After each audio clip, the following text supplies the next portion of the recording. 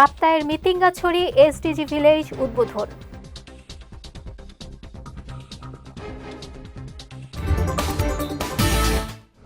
এবং চট্টগ্রামে ১.৫ কোটি টাকার বিদেশি সিগারেট জব্দ।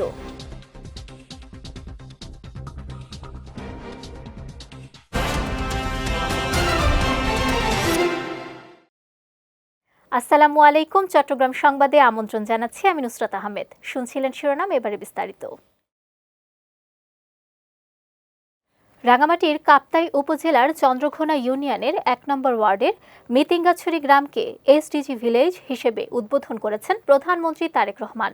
একই সঙ্গে দেশের আরও ২টি গ্রাম খুলনার দাকোপ উপজেলার পানখালী ও দিনাজপুরের বোচাগঞ্জ উপজেলার নাফানগর এসডিজি ভিলেজ হিসেবে উদ্বোধন করেন তিনি। গতকাল দুপুরে রাজধানীর চীন মৈত্রী সম্মেলন কেন্দ্র থেকে ভার্চুয়ালি যুক্ত হয়ে ৩টি গ্রামের এসডিজি ভিলেজ পাইলট প্রকল্পের উদ্বোধন করেন প্রধানমন্ত্রী তারেক রহমান। জানান, সবার আগে বাংলাদেশ দেশের প্রত্যন্ত ও পিছিয়ে পড়া জনগোষ্ঠীকে উন্নয়নের মূল ধারায় সম্পৃক্ত করাই এসডিজি বাস্তবায়নের অন্যতম লক্ষ্য। অনুষ্ঠানে জেলা ও উপজেলা পর্যায়ে সরকারি কর্মকর্তা, আইনশৃঙ্খলা রক্ষাকারী বাহিনীর প্রতিনিধি, জনপ্রতিনিধি, রাজনৈতিক দলের নেতৃবৃন্দরা সহ অন্যান্যরা উপস্থিত ছিলেন। চট্টগ্রাম নগরীর রিয়াজউদ্দিন বাজারে অভিযান চালিয়ে প্রায় ১.৫ কোটি টাকা মূল্যের বিভিন্ন ব্র্যান্ডের বিদেশি সিগারেট জব্দ করেছে র্যাব। গতরাতে গোপন সংবাদের ভিত্তিতে রিয়াজউদ্দিন বাজারের ফলের গলির ভেতরের একটি ভবনের ২য় ও ৩য় তলায় এ অভিযান পরিচালনা করা হয়। অভিযানকালে কয়েকটি কক্ষ থেকে সরকারি শুল্ক কর ফাঁকি দিয়ে অবৈধভাবে আমদানি করা বিপুল পরিমাণ বিদেশি সিগারেট জব্দ করা হয়। জব্দকৃত সিগারেটের আনুমানিক বাজার মূল্য ১,৫০,০০,০০০ টাকা। অবৈধভাবে বিদেশি সিগারেট আমদানি ও বিক্রির সঙ্গে জড়িতদের শনাক্ত করে আইনগত ব্যবস্থা নেওয়ার প্রক্রিয়া চলছে বলে জানিয়েছে র্যাব। এই বিল্ডিং এর ২টি রুম থেকে আমরা বিপুল পরিমাণে সিগারেট জব্দ করতে সক্ষম হই এবং এই সব সিগারেটের হচ্ছে সবগুলো সিগারেটই হচ্ছে শুল্ক ফাঁকি দেওয়া সিগারেট এবং তারা হচ্ছে দীর্ঘ সময় ধরে এই চক্রটি অ্যাক্টিভলি এই শুল্ক ফাঁকি দিয়ে গভর্নমেন্টের শুল্ক ফাঁকি দিয়ে এই ব্যবসাটা করে যাচ্ছে। আমাদের প্রাথমিক তথ্যের ভিত্তিতে আমরা যেটা জানতে পেরেছি, এগুলো হচ্ছে মায়ানমারের বর্ডার এবং বিভিন্ন বর্ডার সংলগ্ন এরিয়া থেকে তারা এই সিগারেটগুলো হচ্ছে বাংলাদেশে পাচার করে এবং পরবর্তীতে হচ্ছে এটা তারা দেশের বিভিন্ন প্রান্তে ছড়িয়ে দেয়। বান্দরবানের নাইখংছড়ি সীমান্তে অভিযান চালিয়ে 2,46,000 ইয়াবা, একটি বিদেশি পিস্তল, ম্যাগজিন ও 5 রাউন্ড গুলি উদ্ধার করেছে বিজিবি। গতকাল এক সংবাদ বিজ্ঞপ্তিতে এ তথ্য জানিয়েছেন বিজিবির কক্সবাজার 34 ব্যাটালিয়নের অধিনায়ক lieutenant colonel SM. Khairul Alam. তিনি জানান, গতরাতে ঘুমধুম ইউনিয়নের নয়াপাড়া সীমান্তে এ অভিযান পরিচালনা করা হয়। অভিযানকালে সন্দেহজনক কয়েকজনকে ধাওয়া করলে তারা ব্যাগ ফেলে মিয়ানমারে পালিয়ে যায়। পরে ঘটনাস্থল থেকে ইয়াবা, পিস্তল, ম্যাগজিন ও গুলি উদ্ধার করা হয়। কক্সবাজার টেকনাফে বিশেষ অভিযান চালিয়ে একাধিক হত্যা, অপহরণ, অস্ত্র ও মাদক মামলার আসামিকে গ্রেফতার করেছে পুলিশ। দুপুরে গণমাধ্যমে পাঠানো প্রেস বিজ্ঞপ্তিতে এ তথ্য নিশ্চিত করেন টেকনাফ মডেল থানার ভারপ্রাপ্ত কর্মকর্তা সাইফুল ইসলাম। জানান, গোপন সংবাদের ভিত্তিতে অভিযান চালিয়ে টেকনাফ থানার নীলা ইউনিয়নের মৌলভীপাড়া এলাকা থেকে আব্দুল খালেক ওরফে নাহিদকে গ্রেফতার করা হয়। এ সময় তল্লাশি চালিয়ে একটি ম্যাগজিন সহ পিস্তল, 3টি দেশীয় তৈরি ওয়ান শুটার গান, একটি সাদা রঙের অ্যাংলেট ও একটি রেজিস্ট্রেশনবিহীন সিএনজি চালিত অটোরিকশা জব্দ করা হয়। টেকনাফ মডেল থানার অফিসার ভারপ্রাপ্ত কর্মকর্তা সাইফুল ইসলাম জানান, গ্রেফতারকৃত আসামির বিরুদ্ধে 16টি মামলা রয়েছে।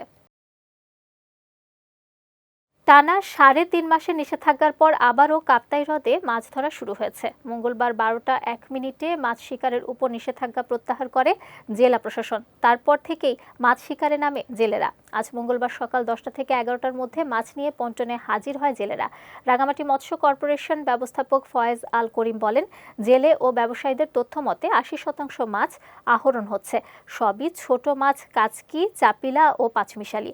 ধীরে ধীরে মাছ আহরণের চাহিদা বাড়তে পারে। পানি কমলে মাছ শিকার বাড়বে বলেও আশা প্রকাশ করেন তিনি।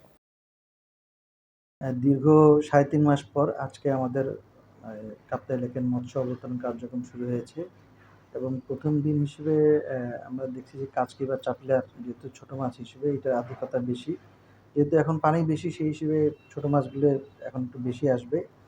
ধারাবাহিকভাবে যখন পানিটা কমবে তখন ক্রমশই অন্যান্য বড় মাছগুলো আমরা পেতে থাকবো ইনশাআল্লাহ। আলহামদুলিল্লাহ দীর্ঘ 3 মাস পর আবার ফিশারি চালু হয়েছে।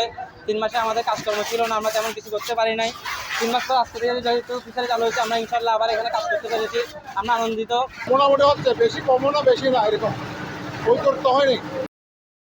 নিরাপদ খাদ্য ও শিশু পুষ্টি নিশ্চিত করতে চট্টগ্রামে অনুষ্ঠিত হয়েছে এনাফ ক্যাম্পেইন।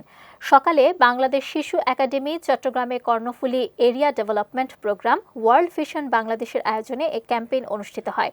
ওয়ার্ল্ড ভিশনের বৈশ্বিক প্রচার ভিশন এনাফ শিশুদের খাদ্য অনিশ্চয়তা ও অপুষ্টি দূরীকরণে একটি সম্মিলিত উদ্যোগ। এ প্রচার অভিযানের মাধ্যমে শুধু দান বা পৃষ্ঠপোষকতার মধ্যে কার্যক্রম সীমাবদ্ধ না রেখে নীতি ও ব্যবস্থাপনায় ইতিবাচক পরিবর্তন, জনগণকে ঐক্যবদ্ধ করা এবং টেকসই সমাধানে উদ্যোগী হওয়ার উপর গুরুত্ব দেওয়া হয়। ক্যাম্পেইনের মূল লক্ষ্য বাংলাদেশের 0 থেকে 18 বছর বয়সী প্রতিটি শিশুর জন্য পর্যাপ্ত পুষ্টিকর ও নিরাপদ খাবার নিশ্চিত করা এবং তাদের খাদ্য নিরাপত্তার মধ্যে বেড়ে ওঠার পরিবেশ তৈরি করা। কক্সবাজারের রামুতে বিজয় টিভিতে সংবাদ প্রচারের পর দীর্ঘদিনের জলাবদ্ধতা ও সড়ক দুর্ভোগ থেকে মুক্তি পেয়েছেন ফতেকারকুল ইউনিয়নের আমতলিয়া পাড়ার বাসিন্দারা। আমতলিয়া পাড়া সরকারি প্রাথমিক বিদ্যালয়ের সামনে দীর্ঘদিন ধরে জলাবদ্ধতার কারণে সড়কটি চলাচলের অনুপযোগী হয়ে পড়েছিল। বিষয়টি নিয়ে বিজয় টিভিতে সংবাদ প্রচারের পর উদ্যোগ নেয় রামু উপজেলা প্রশাসন। এরই মধ্যে সড়কের জলাবদ্ধতা নিরসন, ড্রেনেজ ব্যবস্থা উন্নয়ন ও সড়কটি চলাচলের উপযোগী করতে শুরু হয়েছে সংস্কার কাজ। গতকাল উন্নয়ন কাজ পরিদর্শন করেন রামু উপজেলা নির্বাহী অফিসার মোহাম্মদ জিল্লুর রহমান। এ সময় তিনি অবশিষ্ট কাজও দ্রুত শেষ করার আশ্বাস দেন। দ্রুত উদ্যোগ নেয় উপজেলা প্রশাসন ও বিজয় টিভিকে ধন্যবাদ জানিয়েছেন স্থানীয়রা। পরিদর্শনকালে স্থানীয় ইউপি সদস্য বিপুল বড়ুয়া আব্বু, বিদ্যালয়ের প্রধান শিক্ষক বিভাস সহ স্থানীয়রা উপস্থিত ছিলেন। বাংলাদেশ সড়ক পরিবহন শ্রমিক ফেডারেশন চট্টগ্রাম আঞ্চলিক কমিটির বিআরটিসি মার্কেট কার্যালয়ে চট্টগ্রাম মহানগর গণপরিবহন শ্রমিক সমন্বয় পরিষদের আলোচনা সভা অনুষ্ঠিত হয়েছে। গতকাল বিকেলে চট্টগ্রাম নগরীর কদমতলী এলাকায় 13 পরিবহন সংগঠন মিলিত হয়ে 7 দফা প্রস্তাব উপস্থাপন করে। সমন্বয় পরিষদের আহ্বায়ক শাহে আলম হাওলাদারের সভাপতিত্বে সভায় প্রধান অতিথি ছিলেন বাংলাদেশ সড়ক পরিবহন শ্রমিক ফেডারেশন চট্টগ্রাম আঞ্চলিক কমিটির সাধারণ সম্পাদক অলি আহমদ। জানান, চট্টগ্রামের পরিবহন চালক শ্রমিকরা প্রতিনিয়ত নির্যাতনের শিকার হচ্ছে। এ পরিস্থিতিতে তিনি পরিবহন শ্রমিকদের ন্যায়সঙ্গত 7 দফা দাবি মেনে নেয়ার জন্য সংশ্লিষ্ট কর্তৃপক্ষের প্রতি আহ্বান জানান। এছাড়া দাবিগুলো অতি দ্রুত বাস্তবায়ন করা না হলে চট্টগ্রামের গণপরিবহন চালক শ্রমিকদেরকে নিয়ে বৃহত্তর আন্দোলন কর্মসূচির মাধ্যমে দাবি আদায় করা হবে বলেও জানান তিনি। এ সময় চট্টগ্রাম মহানগর গণপরিবহন শ্রমিক সমন্বয় পরিষদের নেতৃবৃন্দ ও সদস্যরা উপস্থিত ছিলেন। চট্টগ্রামের বেসিকের শিল্পনগরীতে অবস্থিত শিল্প কারখানায় নবায়নযোগ্য বিদ্যুৎ উৎপাদন বাড়াতে সচেতনতামূলক কর্মশালা অনুষ্ঠিত হয়েছে। গতকাল বেসিক আঞ্চলিক কার্যালয়ের সম্মেলন কক্ষে এ কর্মশালার আয়োজন করা হয়। এতে সভাপতিত্ব করেন বেসিক চট্টগ্রামের আঞ্চলিক পরিচালক খালেদ মাহমুদ। কর্মশালায় মূল প্রবন্ধ উপস্থাপন করেন চট্টগ্রাম প্রকৌশল ও প্রযুক্তি বিশ্ববিদ্যালয়ের ইলেকট্রিক্যাল অ্যান্ড ইলেকট্রনিক্স ইঞ্জিনিয়ারিং বিভাগের অধ্যাপক ডক্টর নূর মোহাম্মদ।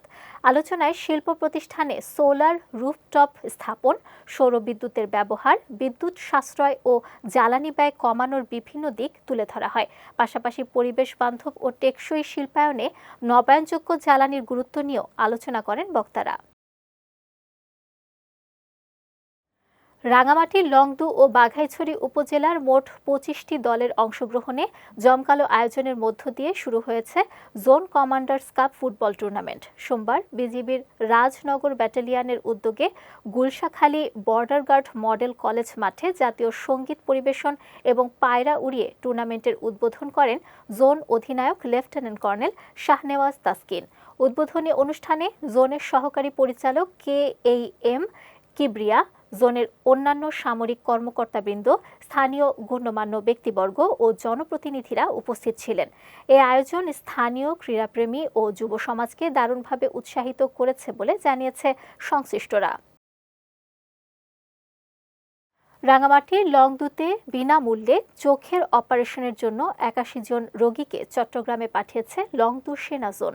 সেনা জোনের উদ্যোগে ও zone commander lieutenant colonel Mir মোর্শেদের নির্দেশনায় রোগীদের চট্টগ্রামের ফয়েজ লেক চক্ষু হাসপাতালে পাঠানোর ব্যবস্থা করা হয়। সকালে দুটি পরিবহনে করে মোট ৮১ জন রোগীকে চট্টগ্রামে পাঠানো হয়। সেখানে প্রয়োজনীয় পরীক্ষা নিরীক্ষার পর তাদের বিনামূল্যে চোখের অপারেশন করা হবে। সংশ্লিষ্টরা বলছেন, প্রত্যন্ত এলাকার অসহায় ও দরিদ্র মানুষের জন্য এ ধরনের উদ্যোগ স্থানীয় জনগণের মধ্যে ইতিবাচক প্রভাব ফেলবে।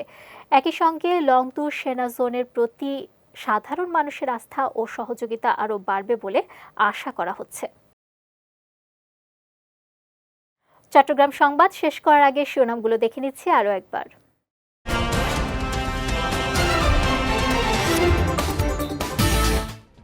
কাপ্তায়ের মিতিঙ্গাছড়ি এসডিজি ভিলেজ উদ্বোধন।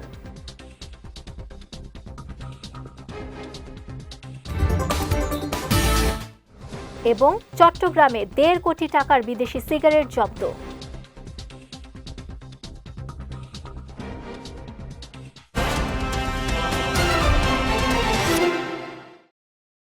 চট্টগ্রাম সংবাদ শেষে আজকের মতো আমি নুসরাত আহমেদ আপনাদের কাছ থেকে বিদায় নিচ্ছি। রাত ৯টায় আমাদের পরবর্তী বিজয় রাতের সংবাদ দেখার আমন্ত্রণ রইল। এছাড়াও আজকের চট্টগ্রাম সংবাদের ভিডিও দেখতে পারেন আমাদের ইউটিউব এবং ফেসবুক পেজে। আমাদের ইউটিউব হলো youtube.com/bijoytvofficial এবং আমাদের ফেসবুক পেজ হলো facebook.com/bijoytvlimited। এতক্ষণ সঙ্গে থাকার জন্য ধন্যবাদ সবাইকে।